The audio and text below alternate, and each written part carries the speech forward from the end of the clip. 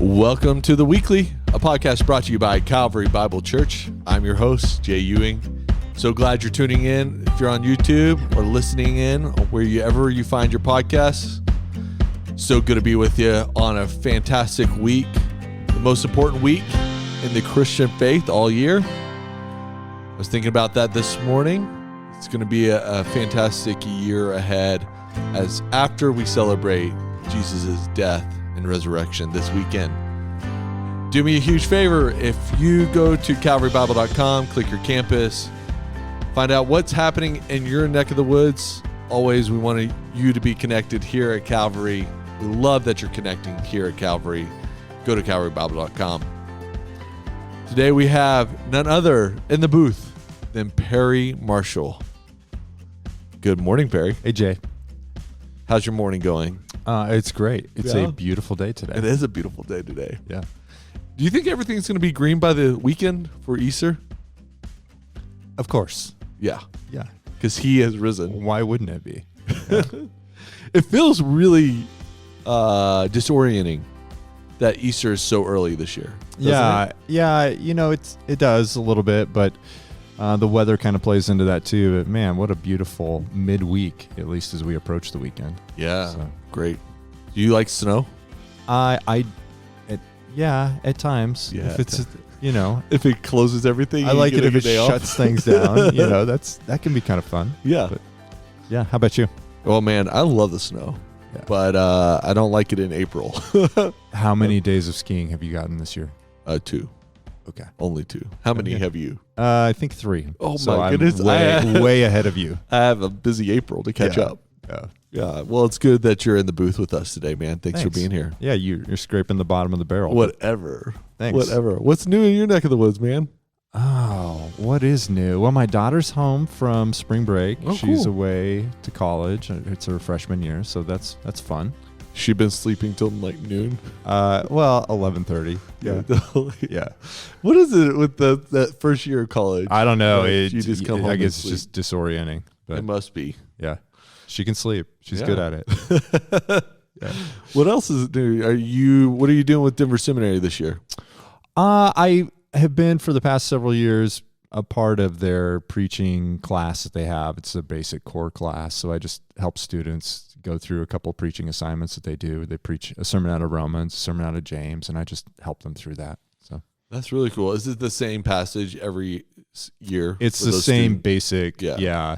series of passages. So, students are picking out sermons from Romans 12 through 13, and then the book of James also after that. Yeah. That's really neat. Yeah, it's cool. I don't know if everyone knows this about you, but you did work at Denver Seminary before you came to Calvary. I did. Yeah, I got to work there for about 4.5 years, I believe it was, after I went through a MDiv program there. Yeah. What were you doing in those 4.5 years? They had a grant that they had received from Lilly Endowment, and they used it to fund this thing called the Preaching Initiative. And I got to work with preachers in the local area on just helping people work on their preaching skills. Yeah. So, yeah, it was fun. It was really cool. I don't know if most people know this, but when you go to either Bible college or seminary and you're going to go into ministry, you're sort of required to take preaching classes. You are. Yeah. And people come to those classes with very different expectations. Some are thinking they would never want to preach in their life, but they're being forced to because the program requires the class. Right. And then there are people who think, yeah, maybe this is something I might do someday. Yeah. So. Yeah. There's an art to preaching that I think it's hard to understand. Yeah. I think preaching is really hard. There is definitely an artsy side to it, and there can be more of a scientific side of it too, but Yeah. it's complicated. It is complicated. Yeah. It's funny because if you read church history and you read preachers, they, in every sort of 100 years of church reading, they're talking about how to preach. Yeah. Yeah. It is interesting how like the dynamic many years ago, preachers just had a different place in society. Mm-hmm. They were sometimes more educated than the rest of the general population. And then they had probably had just more training than a lot of people had, and Right. there wasn't the same just availability of different speakers. Yeah, you can In tune society? into Yeah. the top 3 human beings Yeah. on planet Earth who are preaching right now. Right. But today, it's just totally Yeah. different. You can hear a better preacher in an instant Mm-hmm. than you'll probably hear in your local church. Right. So, yeah. Such an interesting dynamic. Yeah. For sure. Yeah, you get famous preachers that we sort of study, right? Like Charles Spurgeon and Jonathan Edwards. And Jay Ewing. definitely not. D.L. Moody. Yeah. And all these amazing men of God who communicated God's word. Right. And although preaching is very specific to society and culture, right? Yeah. Oh, definitely is. Yeah, it's always contextual. It's the big Yeah. word that people use. Yeah. Yeah. Super interesting. Yeah, I mean, it is.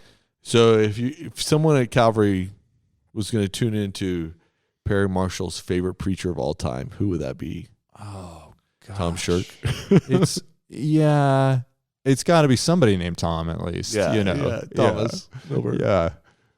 Yeah, I don't really have You a don't have one? go-to. Oh, No, really? I really don't. I really don't. Like, preaching never really interested me that much, like, in my earlier years. Yeah. So, yeah, I don't really have that kind of go-to person. I'll kind of go through phases where I might listen to somebody over and over, but, I don't really do that as much. Yeah. So. I love African American preaching. Oh, It's yeah? one of my favorites. Oh, So Fred Craddock, Yes. who is a famous African American Oh, preacher. he definitely is. Yeah. He is phenomenal. Amazing. Yeah, I don't know if I could listen to him every week, but his famous sermons are some of my favorite Yeah. that I go back to time and time again. That's great. Yeah. Yeah, there's a famous site that I grew up with because I was sort of in the era of the new web when I was going to Bible college. The internet? Yeah, the internet and sermonindex.net. www? Yeah. And Nice. they had all these old classic preaching tapes. I had to listen to preaching tapes back in. The library had a room dedicated to preaching tapes. And there was a guy who curated this whole preaching tape library. And we had to check out sermons throughout the preaching classes. I took more than one. And it was super interesting. That's cool. So I listened to some great sermons. That's great. Yeah. People don't know you can listen to like Charles Spurgeon's son. They actually have recordings of his voice. Oh, I didn't know that. And everyone says he sounds like his father. Okay. So you're like go. one step closer There you to go. listening. To But the like Spurge. A.W. Tozer, Yeah. Moody, Mhm. Fred Craddock, Big names. big names you can listen to. Yeah. That's great. Yeah. What's the one that John Boyle loves the most? He was the New York City guy. No, he's the London guy, right? Right. And his name escapes me right now. What I is can't- it? I Martin can't Lloyd think of his name. Jones. Yeah. The Was Doc. one- The Doc, yeah. Martin Lloyd Jones. Is one of his favorites. Tim Keller was really had a close connection with his preaching too. Really? Yeah. Oh, neat. With Martin Lloyd Jones. Yeah. Tim Cool. Keller has been one of the famous ones in the last Yeah. 20 years. Oh yeah. Yeah, there's some great sermons. Mm-hmm. And John Piper. I love listening to Piper. Yeah. Yeah, there are a number of people who really stand out, and it is really an unprecedented age that we live in where you can access so many sermons, so much content, and that, like everything else on the internet, can actually be a problem too because Yeah. there's so much out there. It can be hard to distinguish between what's good and what's not. Yeah, that's right. There's a danger in that. Yeah. For sure. If someone is interested in like listening to famous preachers, how would you, because it is formative to your faith. Yeah. Like you need Billy Graham. I mean, there's a whole generation at Calvary who listened to Billy Graham. Some even came to saving faith through his preaching. Sure. So Yeah. how would you do that? I would actually, like if I was a younger person here at Calvary, which I am. No, I'm just kidding. I'm not. Anyways, if I was younger and unfamiliar with some of the great preachers, I would go up to somebody who's been at Calvary for a long time, and I would ask them and say, "Who are the great preachers who you listen to in your earlier years?" And you might be surprised at some of the names you hear, and But also there are some preachers who have been preaching for so long and are still out there, like Chuck Swindoll. I know has been impactful to a lot of people. And, you can still find him on the radio, a lot of stations. So, yeah. Do you think it's important for Christians to listen to preaching outside their local preacher? That is a good question. I would like to say no. Yeah. Because my assumption is that you have a good pastor, preacher at the church that you attend on a regular basis. Mm-hmm. If that's not your situation, though, if you were not at Calvary, I think the preaching at Calvary is great. Right. I really do. And I'm not saying that at all because I get to be a part of it at times, but I think the preaching is straight out of God's word and is very honoring to Scripture, honoring to the Lord, which is awesome. So for somebody at Calvary, no, I don't think they need to listen to somebody outside of Calvary. Can it be helpful? Can it be enriching? Can it be a benefit? Sure, of course it can be. But, if you're in a situation where you are in a place where maybe more of a rural area, or you're in a place where you just, for whatever reason, don't have the ability to be at church as frequently, then sure, there are podcasts. There are all kinds of ways you can find spiritual nourishment. Mm-hmm. It's amazing that God uses the mouthpiece of human beings to communicate something about him. It really is. I mean, it is a tremendous privilege to be able to preach, and it's a burden too, if you really understand like what you're about to go do. Mm-hmm. Like, I'm going to do what? Yeah. I'm going to stand up and say, "Thus saith the Lord," Right. Like that's a tall order. Totally. It is a real burden, but it is just a beautiful thing that God has entrusted to his people. Well, I know that's not part of the sermon, of this week, but I just really appreciate that conversation. I think it's a really important conversation to have, especially for the people of Calvary, and to be watchful. I mean, I'm appalled at some of the things I find out people listen to on the internet. You know what I mean? And we've all sort of sensed this since the pandemic. Of what we tune in is very formative for us. Absolutely. And we're heightened by that now more and more. Yeah. And the algorithms are tied to that, and we better be aware of that. Yeah, it's a good word, and it's something that I think people are becoming more and more aware of, that we do. We have these little echo chambers that we live in where, like you said, the algorithms can kind of figure out what we like and feed us more of what we like. And that can be a dangerous thing for sure. Yeah. All right. So we're in the text of Luke this week, but we're in the series, more importantly, of questions Jesus asks. And this is sort of a funny question because it's not really directed to, well, it actually is a teaching moment. So maybe I shouldn't say that. It's a strange question in a strange location, I guess. It's not a speech. More importantly, it's a question because he gets bumped into someone within a crowd, and everyone's like, "Bro, we're in a crowd. Everyone's touching you." Yeah. And Jesus has to pause and actually talk to someone. Yeah. And she has an interesting story. So in the landscape of Luke 8, what do you think is fascinating to you? What stuck out to you as you sort of studied it, preached, sort of the leftovers of post Sunday? You're talking about Jairus' daughter, so a guy who needs Jesus' help to save his daughter, and then a woman who is bleeding for 7 years, 12 years. 12 years. Sorry, 12 years. Yeah. So what one sticks out one to of you? those biblical numbers, right? Yeah, totally. A lot stood out to me. It is a question that is somewhat surprising because it's not what it seems on the surface. It's not about Jesus trying to find information out. He's not asking a question that he doesn't have the answer to. It's not a question of ignorance. But even more broadly, like looking back at the just scope of where this fits in what comes before and after this in Luke, and seeing that this is part of a series of miracles that Jesus is performing to demonstrate his power. Yeah. And by demonstrating his power, he's demonstrating more and more about his identity, about who he really is. So you have Jesus healing diseases. You have him healing a storm. Not healing a storm, but have him calming the storm. So you see his power over nature. You see his power over a demoniac right before this. And then you jump into this passage and you see his power again over disease, but over death itself. So that's important because right after this passage, Jesus is going to send his disciples out with the same power to do similar things. Yeah, which is just mind-blowing. Again, talking about preaching, right? And like, wow, it's amazing that God will entrust this responsibility to flawed human beings like you and me. Right.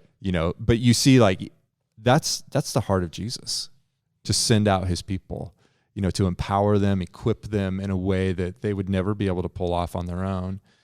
But that's exactly what we see Jesus doing here. He's going to send out his disciples with his same kind of power and authority in order to minister to other people.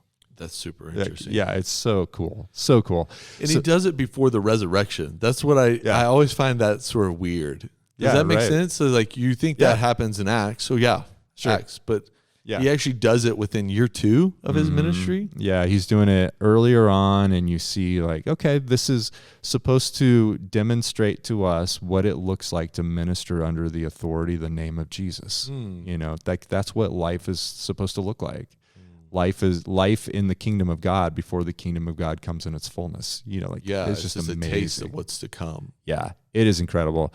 So anyways, you get into this particular passage, which is verses 40 through 56 in chapter 8 of Luke, and you do get this question that just jumps out, and it really, at the heart of it, represents Jesus's compassion, represents his sovereignty, his power, and the fact that he has a purpose that we could never try to anticipate. Yeah, because the purpose of the passage, when you first get into verse 40, is like, oh, he's got to get to Jairus' house ASAP. Because his daughter is dying. Yeah. And he has to catch her before she's dead. Yeah.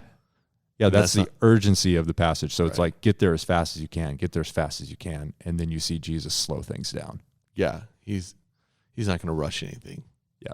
Which is sort of, if you're going to pick out a characteristic of God, just know that his timeline and your timeline are different. Totally.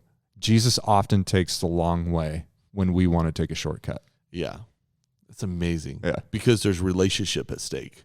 There's like something else at stake. Right.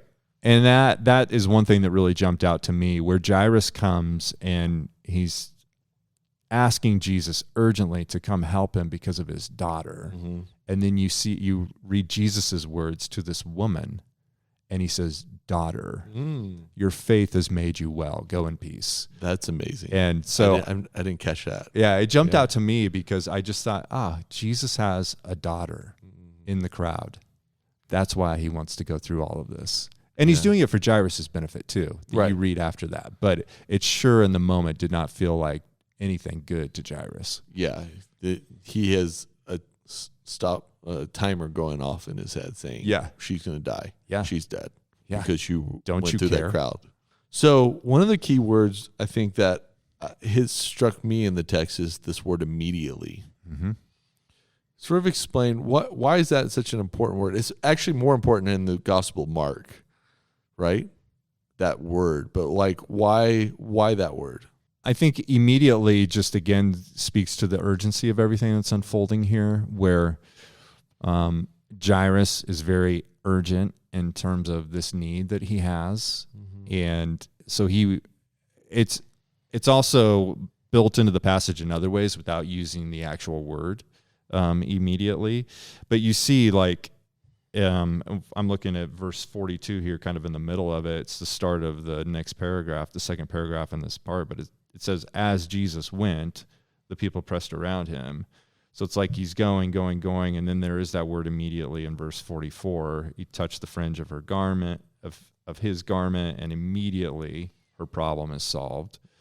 But then verse 49, while he was still speaking, someone came from the ruler's house and said, your daughter is dead. And so you see the fact that like Jesus seems to be interrupted over and over. Like he's interrupted by Jairus from whatever agenda we would think he might have as soon as he gets out of the boat. He's like interrupted from whatever plan he had for the day by Jairus, and then gets interrupted by this woman on the way to Jairus's house. And then while he's talking to the woman, gets interrupted again by this messenger from Jairus's house saying, "Oh, it's too late.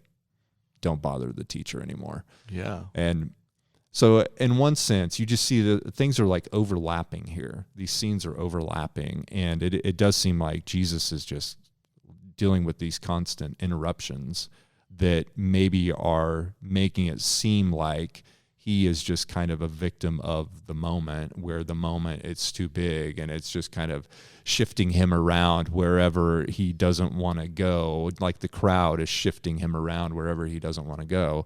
But then, of course, we realize at the end, like, oh no, this is all 100% in his control. Right. Because it turns out exactly the way he wants it to. But immediately also speaks of just his power, because immediately she's healed. Yeah. He touches Jairus' daughter, and at once she gets right up. Yeah. It just speaks to the power of God. I love that there's this phrase in here, do not trouble the teacher anymore. Yeah. Because when we bring our problems to Jesus, they're not troubling him. Not at all. Not at all. You know, it's like the person you meet with and say, "I'm so thankful for your time. Thanks for, I can't believe I took too much of your time." And you're like, no, I gave you my time. Yeah. You know what I mean? Like, reframe that. Yeah. I give freely my time to you. And Jesus, he's like, do not trouble the teacher. And it's actually capitalized in the English Bible. Yeah. Yeah, it does raise the question, though, what is in this person's mind about who Jesus is? Right. Yeah. Is this teacher really capture the fullness of who Jesus is? And, makes us wonder what expectations they had of Jesus' identity and power and everything. And you see that throughout the passage, too, where Jairus seems to be operating under the assumption that there's a possibility that things could turn out okay if only they can get to his house before his daughter dies. And you see that assumption just kind of is played out throughout the passage, but Jesus wants to actually show that assumption is not accurate. It's not a good assumption. Yeah, it's not a good assumption. The other part is 51, he didn't allow anyone to enter except Peter, John, and James, and the father and the mother. What do you make of that, Jay? Yeah, what do you make of that? You preach the text. You know, like that's an astounding sort of sentence. Oh, it is. Yeah. So the comparison here is Jairus goes in a very public way as a very public official to Jesus, asking for help in front of the whole crowd. And he, at the end, receives kind of a private, limited miracle, and not in terms of the nature of the miracle, but in terms of just the crowd. Right. Jesus makes it more private. The woman comes in a very private way, not wanting to be discovered, right, and has a very public miracle. Oh, that's really so it's distinctive. Like Jesus turns the tables on these things. And the best thought that I've heard about why Jesus might do this is because he just understands the hearts of people, and he knows that it's really common for people to see his power on display and just completely be enamored, swept away by his power, and miss the purpose behind his power. Right. And so he will at times limit the access to those displays of his power because he knows what's in the heart of people. Yeah. And also, faith is very much at the forefront of this passage too, and he seems to be shooing away the people who display a lack of faith, and instead welcoming in the people who have a faith to see what he's about to do. That's interesting because it's not explicit in the text of like Jairus has faith, is it? No. Well, it's a really big question because Jairus displays faith throughout it to be able to go up to Jesus. Okay. The woman displays faith to go up to Jesus too. Yeah. Now, is their faith 100% what it could be or what it should be? Maybe not. Right. They have their doubts, but I think it's hopefully a real encouragement for us to think like, man, my faith feels kind of shaky right now, actually. But you know what? Jesus can actually work with that. Right. That's fine. And Jesus's miracles too are sometimes to initialize a faith, to be able to draw a faith out of somebody, sometimes to more solidify a faith that's already there, strengthen it. So it's hard to predict what exactly the relationship between faith and miracles is all the time. There is other part in the Gospels where Jesus goes to his own hometown of Nazareth. And they lack faith. And they laugh at him. And it says that he could not perform many miracles there because of their lack of faith. Yeah. So at times it does seem like the people's lack of faith really does impact what Jesus chooses to do or not do. And sometimes it doesn't. Yeah, right. I mean, it's typical Jesus fashion. Yeah. Well, even that case right before this with the demoniac, obviously the demoniac's not coming up and displaying a faith in Jesus. Right. But Jesus rescues him. So he's taking a situation like that where there's no faith present, but he is definitely creating a situation for this man to have faith. Man, we could dwell on that for a long time. You think the podcast listeners want to do that? I don't know, because it's a beautiful expression of like our everyday life lived right now. Yeah. Like Jesus uses my lack of faith to do something in my life, to solidify my faith. Yeah. And then sometimes he chooses not to do something because I lack faith. Yeah. And there's no it's not like a system. There's no algorithm for when Jesus is going to do a miracle and when he's not. Yeah, no doubt. Yeah. That's important to remember. It's very important. Especially right now. And whoever you're listening to this or watching this is there's no algorithm. Right. In a lot of ways. And to remember that by definition, like a miracle is exceptional. We can't address the very real question of when is Jesus going to do a miracle and when is he not? Yeah, there's a lot of kids that probably died. Oh, without doubt. In the time of Jesus. Yes. Yeah, but in our day too. Right. I mean, we have maybe somebody listening to this right now has lived this out. This isn't like an academic, abstract kind of thing for them. Yeah. And it's just important to remember that we see Jesus's good character, his good intentions, his good purposes in this passage, and those are the things to hold on to, and those are the things that can be universalized, so to speak. Like we can all grab on to the goodness of Jesus's character, even if we don't always understand his actions and his ways. That's right. That's right. I want to jump back into this sort of idea, and I've never noticed this before until this last week, where there's a 12 and a 12. Jairus' daughter is 12, and the woman has had her issue of bleeding for 12 years. Yeah. That's the same timestamp of when the girl was born and when her issue started. Yeah. What do you make of that? Yeah, well, what I see is, most obvious is the fact that, yes, this is a woman who has been suffering for as long as Jairus' daughter has been alive. That's the most obvious thing on the surface.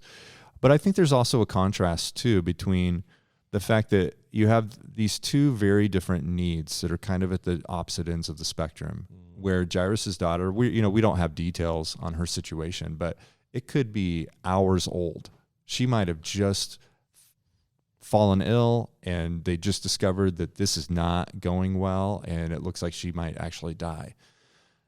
That could have happened, just within the past 24 hours, where this woman has had a long just struggle with this physical ailment that has caused all kinds of anguish. And her problem is physical, but it's so much more than physical too. It's financial.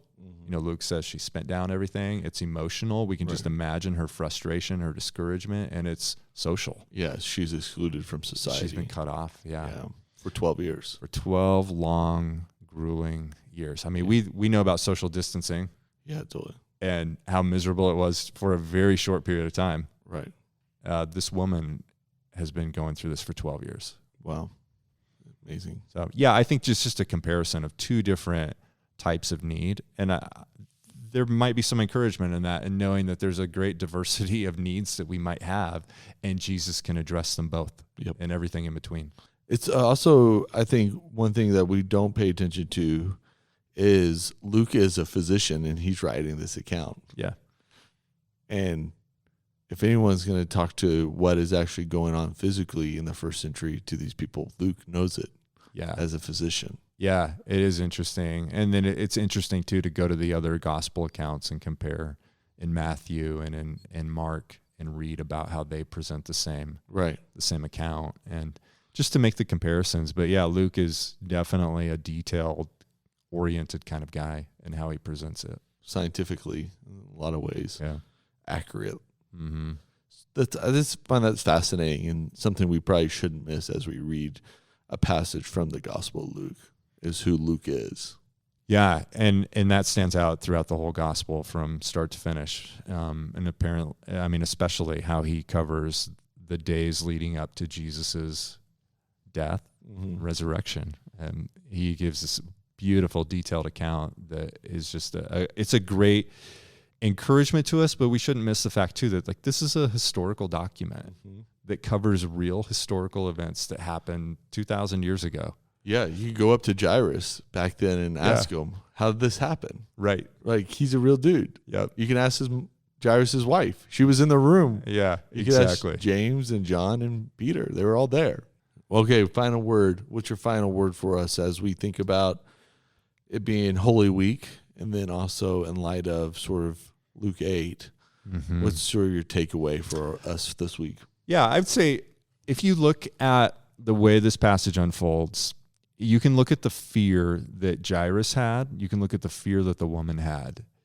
Jairus' fear might just be captured in a fear of Jesus not getting there on time.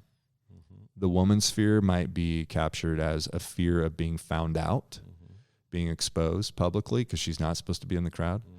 And Jesus actually orchestrates everything so that they will experience their greatest fear in that moment because he wants to show them that he has power over their fears and that he's greater than their greatest nightmares. Yeah. He's more powerful than that.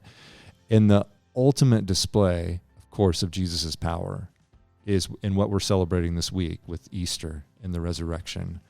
And so I think that could just be a great hope for us. We have fears in our own lives. We have fears, we have uncertainties, we have doubts, and this passage and then the events of this week that we are remembering can certainly be a great hope for us. They're our ultimate hope, that Jesus is greater than our fears. He's greater than whatever problems that we might face in life, and we can just move forward with the confidence that Jesus will display his power, maybe not in the time that we expect him to, but we know that he has overcome the grave. He's overcome our greatest enemy, so we can live with confidence in him. Perry, that's a great word, my friend. Thanks for your time today. You bet. It's great, Jay. Yeah. Hey, Calvary, thanks for tuning in this week. Like always, you can always leave a comment in the YouTube notes. We read those. We respond to those, as well as we look forward to seeing you this weekend. We have so many things happening around your campus. You want to go to calvarybible.com. Just do not miss a great weekend, the pinnacle of our faith weekend, as we celebrate the death, the burial, and more importantly, the resurrection of Jesus Christ, conquering the grave. Have a great week.